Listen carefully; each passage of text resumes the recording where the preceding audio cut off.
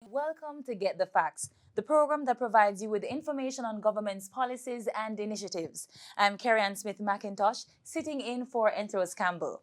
Today we're switching things up a little bit because we want to help you with a critical aspect of your life. And this, I guarantee, will set the pace for years to come. We're talking about finding your passion. Joining us is someone who is no stranger to the Get the Facts set, Dr. Sasha Shim, who is a manager in the Workforce Development and Employment Division at Heart National Service Training Agency Trust. Dr. Shim, welcome. Thank you for having me. All right, so we want to get straight into the meat of the matter. What is passion? To answer that question, I'll pose another question. What are you passionate about? Truly, passion is what drives you. It's the verb.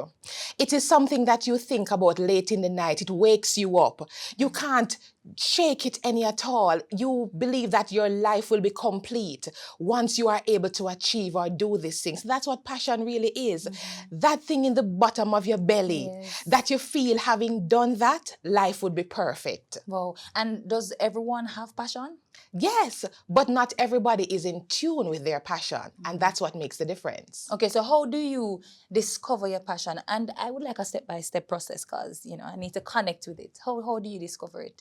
So passion first is based on that thing that you think about. So if it is that there's something that you believe that once you have achieved it, life would be complete, that is first what your passion is, and it's tied to your purpose.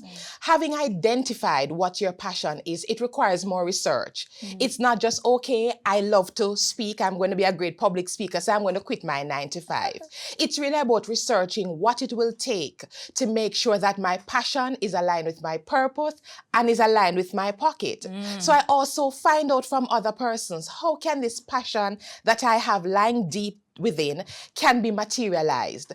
What funds do I need, if any at all? Do I need to go back to school? Do I need to speak with someone who is living their same passion, one that is similar to mine, out loud? So research is key.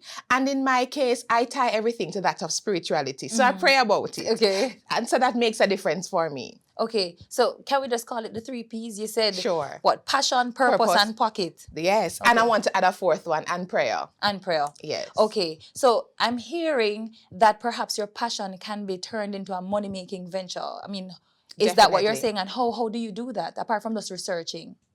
So definitely. It all ties to money. That's what we're all about at the end of the day. But I want to tell you that I've heard somebody say that I rather fail at something that I'm passionate about than be successful at somebody else's dream. So what it requires, once again, we mentioned research, yes. It also requires thinking about whether or not this is something I want to pursue. Now, entrepreneurship is technical in and of itself, but there are many persons. Let us think about someone local, Bridget, in Bridget Sanders. She had a dream. She wanted to make internationally acclaimed slippers, but it comes with a cost. So you have to first find out who else is doing what I am doing.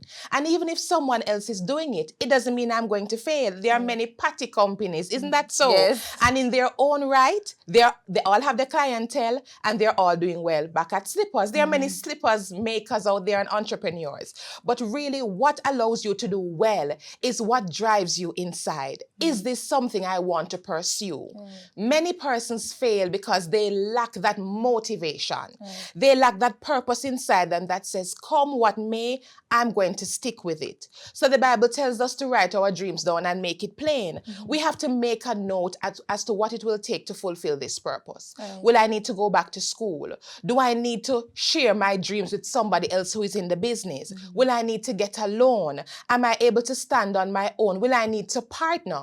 For some persons, being passionate means that they are a good speaker. It means that they're a good inspirational coach. It means they're a good patty maker. Everything started from where? A dream, which propelled from your purpose, which started with a burning passion. Right. Yes. So Additionally, I'm thinking also competence, right? So Yes. it's knowledge, skills, and attitude. Most definitely. Okay, so there's something that I've always heard. If you love what you do, you never work a day in your life. Is this true? And I wonder about that, especially now that you're talking about passion. I've heard it being said many times, and I share the sentiment because though I'm in training, I believe my passion is inspiring people. Right. And I'll go and make presentations all over the place. Yeah. Some paid, some not paid. But I don't get a greater satisfaction from being paid.